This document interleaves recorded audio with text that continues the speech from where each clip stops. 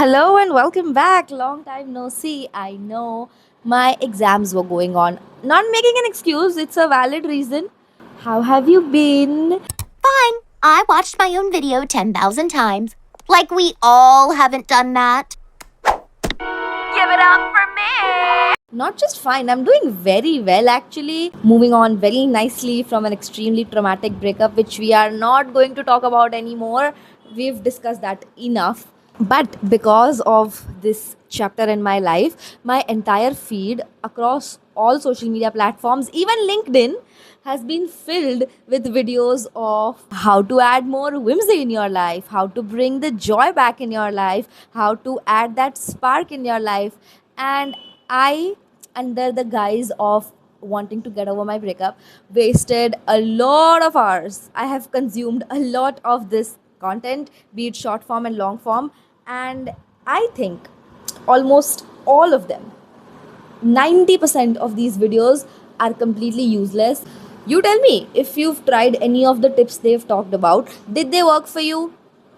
Did they work for you long term? No, right? Because those videos are extremely shallow and surface level. If you're looking to get that childlike joy in your life, if you're tired and living like a zombie and wasting your days doom scrolling till 4 a.m., and you have no passion, no motivation in your life, and you just don't know why you're even alive anymore, trust me, buying a new lip gloss is not going to solve that.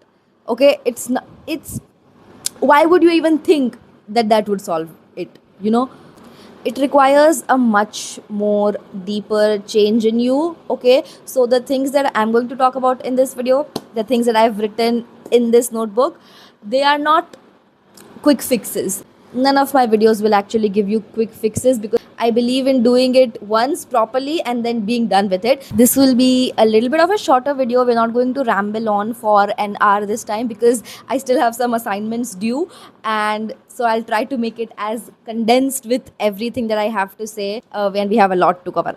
So let me tell you the foolproof way to add whimsy in your life in such a way that once you have it, that spark is not leaving.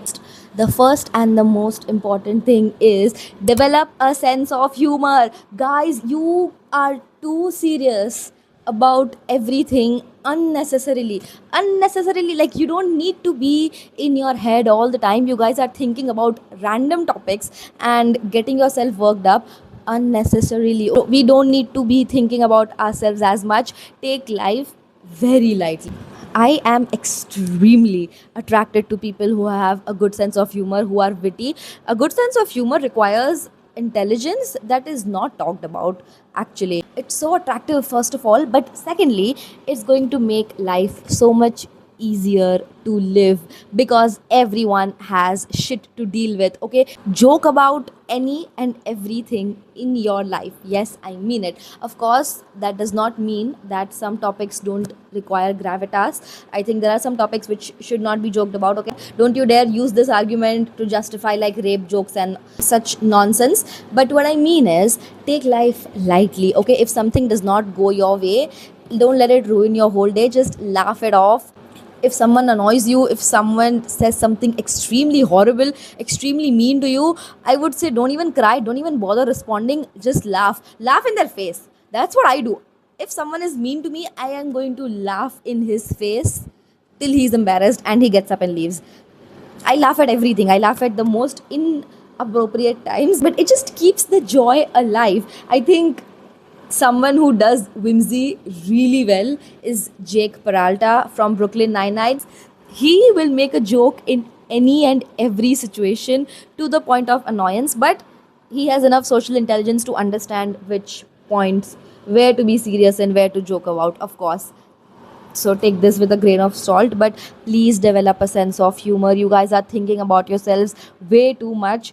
Trust me, there was a very extensive study done over a long period of time where researchers wanted to see what actually affects happiness in humans over the long term. And number one cause of long term happiness is the condition of your relationships in your life. And having a sense of humor is completely going to change your relationship with everyone around you. Okay, not everything needs to be held as a grudge or talked upon or discussed upon. Laugh it off and forget about it. One of my best friends is like that, and I love talking with him. There has never been a single time where I have called him, even if I call him upset or crying, or even if I'm angry at him, by the time I cut the call, I'm always laughing, like belly aching laughing.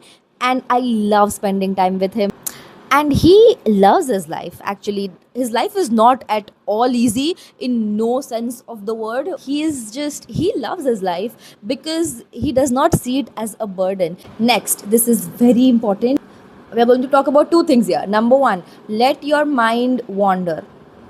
So what do I mean by that? It is so important to just exist in the world. Give your mind some time to breathe, not just when you're sleeping.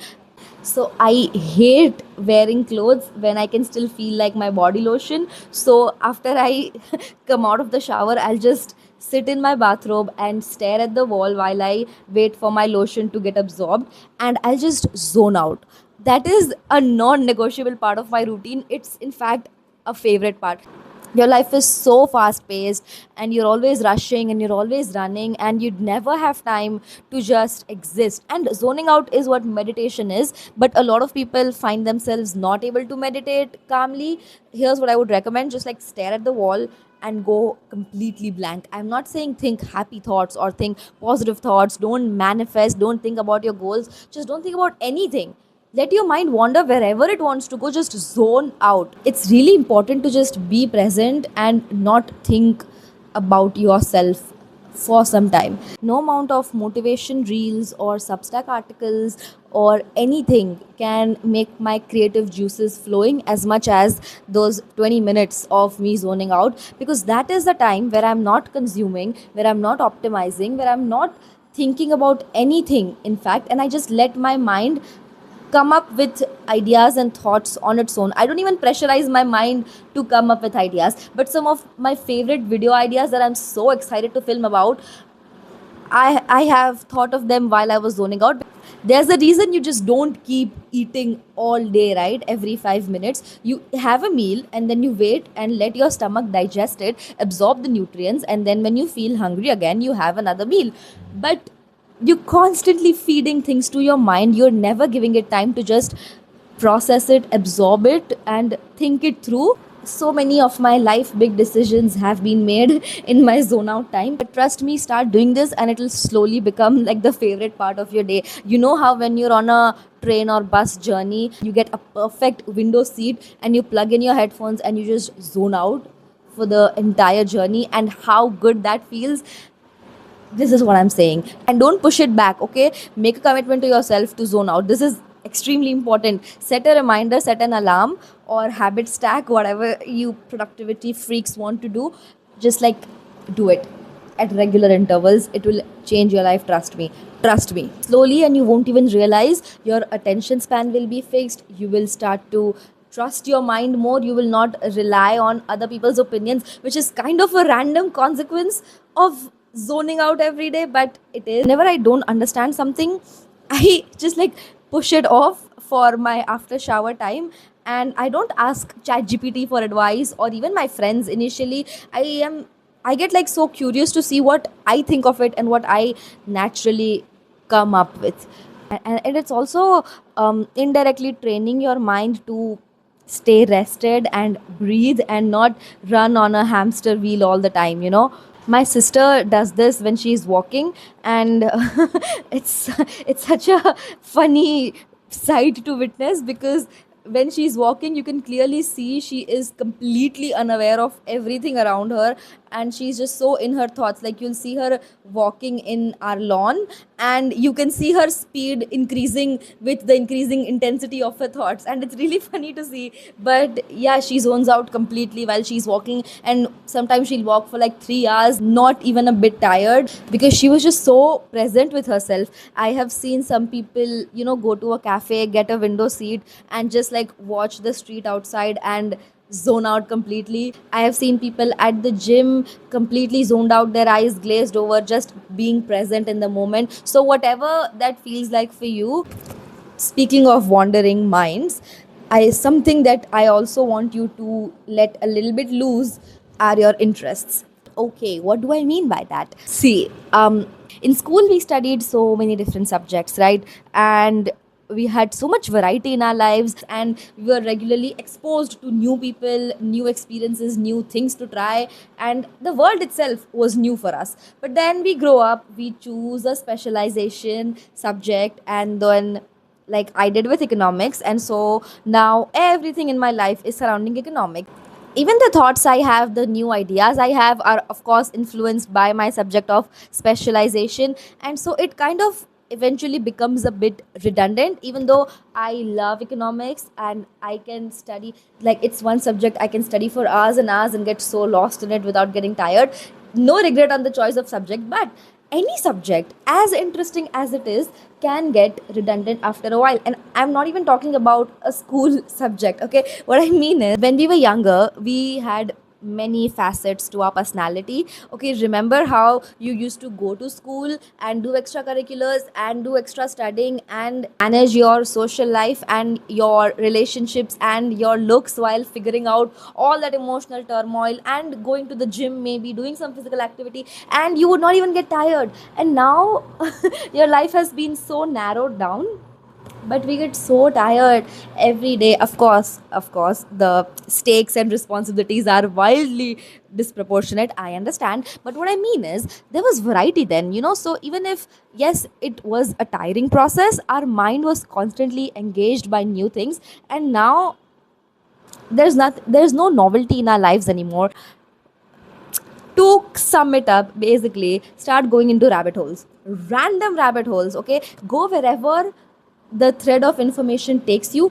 Anything interesting you think about, pick it and pull on it, and then just start reading up. This world, this planet that we live in is so amazing. The world is absolutely not lacking in wonder at all. Okay, whimsy is not something that you need to add, it is just something that you need to uncover, you need to rediscover. Let me give you an example. So I went shopping for my farewell sari, and with the shopkeeper, I was talking about different types of fabric, and he mentioned muslin cloth. And so in the metro coming back, I just randomly decided to Google muslin cloths. And then I find out that there's a specific type of cloth called the Dhaka muslin cloth, which at one point was the most expensive fabric on this planet. Searched where can I find it, and apparently I cannot find it anywhere because it is not produced anywhere. Why? Because of colonization, and the art form is lost forever, and the seed from which that cloth was made is now extinct. How fucking sad. Oh my god, my mood was so ruined. But anyway, so then I googled whether that seed can be brought back, because there is no way that technology does not exist. From there, somehow I ended up on finding out that scientists are trying to make the woolly mammoth come back to life.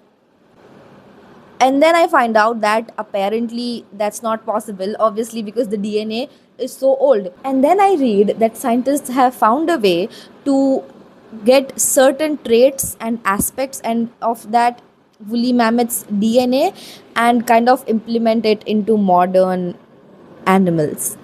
Sounds like a very bad idea, but the smartest and brightest minds on our planet are doing it, so there must be some reason. There are very good reasons. So basically, we can genetically modify the animals of right now who are endangered, to kind of make them better suited to survive in today's climate change and harsh conditions. Another very important use this technology has is that, of course, when a species is endangered, after a few generations, all those animals are going to be distant cousins of each other, and so genetically they'll start resembling each other, and then kind of, and so because of that they'll kill each other off because of the inbreeding. And so scientists are using this technology to genetically alter little bits and pieces of these endangered species DNA, so they don't just end up killing themselves because of the inbreeding, because there are so few of them left.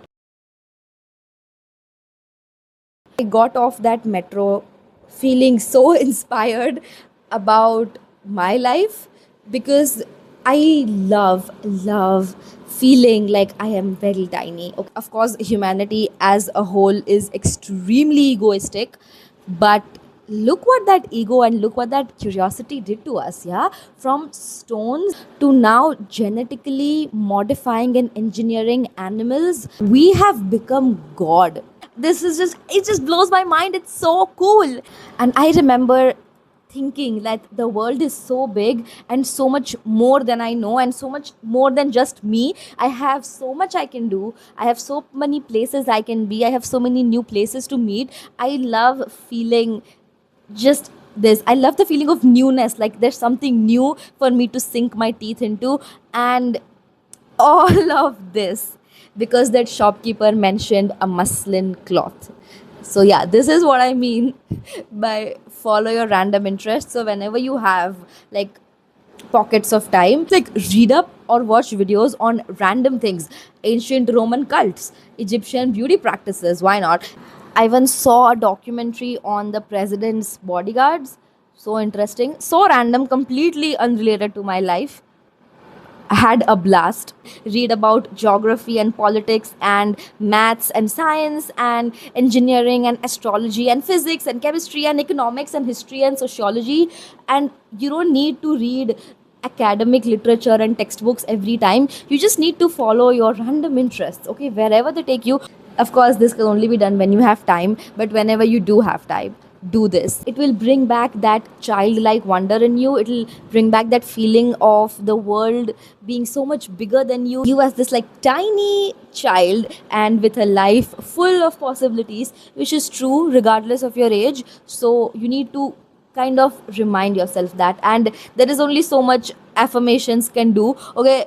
The same thing as me reading the 5 a.m. club, first page till last page, and still not having the discipline to wake up early in the morning, and then me reading a fictional novel where the hero wakes up at sunrise to do his training, and that ends up motivating me so much more. Feel insignificant, feel small in a good way, okay? Take that pressure off your head. The burden of the world is not on you. The only burden on your shoulders is yours, of your life, and maybe the lives of like the close ones around you, and that's it. My favorite way to do this is there's this YouTube channel called Wired, where they regularly bring in experts of random niche areas of expertise, and then they answer all these questions, and it is so fun to watch. Recommend you watch some of these videos and you'll know exactly what I'm talking about. See, I said I won't ramble, but then an hour later here we are. Why do I talk so much? Okay, last point, and then I'm going to conclude. My next point is to pay attention to the smaller things. Think about when and how do you fall in love. If your partner does a grand gesture for you, you will love that. Yes, you would blush and you would tell all your friends about it, but the moments you actually fall in love with them is when they wake up in the middle of the night and put on the socks on your feet, is when they remember your exact coffee order, is when they remember that you like that particular spoon, and when they are preparing a plate for you, it will always have your favorite spoon. These are the little things that make you fall in love with them, right? Because they paid attention. So for you to fall in love with your life, you need to pay attention to your life. How will you pay attention if you're completely just lost in your phone, glued to your screen like a zombie? And I have an example. So I live at the topmost floor of my building, and we don't have an elevator. So most of the days when I am back from class, I'm extremely exhausted. It's summertime, so I am very hot and very annoyed, and I hate I will and I walk all the way from class most days, and that walk is fine. But that climbing of the 5 floors kills me. I hate that. And so I will watch reels as I climb to kind of make the time go by faster. Apparently, on the second floor, there's an adorable kitten whom I had completely missed. And one day, my phone had no battery, and so I was walking up the stairs when I saw her, and now she's my friend. And every time I climb up the stairs, she runs over to greet me. And I never would have made that cutie patootie kitten friend if I had not put my phone down. That's what I mean. Okay. Pay attention. Basically, pay attention to little things. This point is extremely self explanatory, and you know it, but you don't do it, do you? Maybe you can't go to Italy and have that perfect Pinteresty summer, but what you can do is have a garden, have your breakfast outside every day. Added those fairy lights to my fish bowl. That's Mona, by the way. She's a tiny cutie goldfish. I have pink flowers all throughout my house. I have tassels hanging from my door handle. Yes, I do all of those Pinteresty things because those little things make me feel happy, and they bring me back to my present life. We are either being productive or we are being entertained. So, like, we are either always optimizing ourselves, or we are just consuming mindlessly. Basically, always somewhere other. I essentially want to encourage you to do, the common thread running through all these points is a radical third option, which is to just be present. That's the crux of this entire video. Does not really sound so glamorous, does it? I told you it won't. Not as glamorous as buying a new lip gloss, I know, but it works. And the reason I went about this in such a roundabout way is because everyone tells you to be present, but I have given you concrete steps. Okay, so let's summarize. First thing, have a sense of humor. Don't take life too seriously. Laugh more and surround yourselves with funny people. Very important. Number two, let your mind wander, zone out, okay, and just let it rest. Let your brain digest everything that it's consuming throughout the day.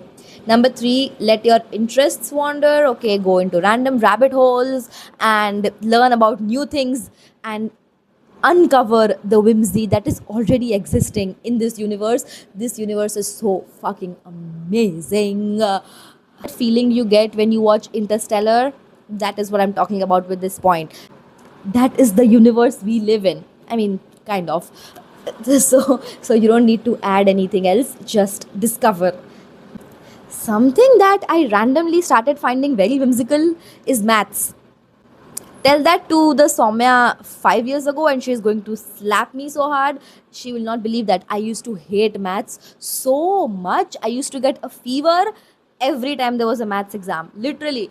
But I ended up loving maths now after finishing my master's degree and almost ending my life because of maths. But yeah, I see it now. I see the beauty in maths, how such complex, abstract ideas can be summarized in one formula, one equation.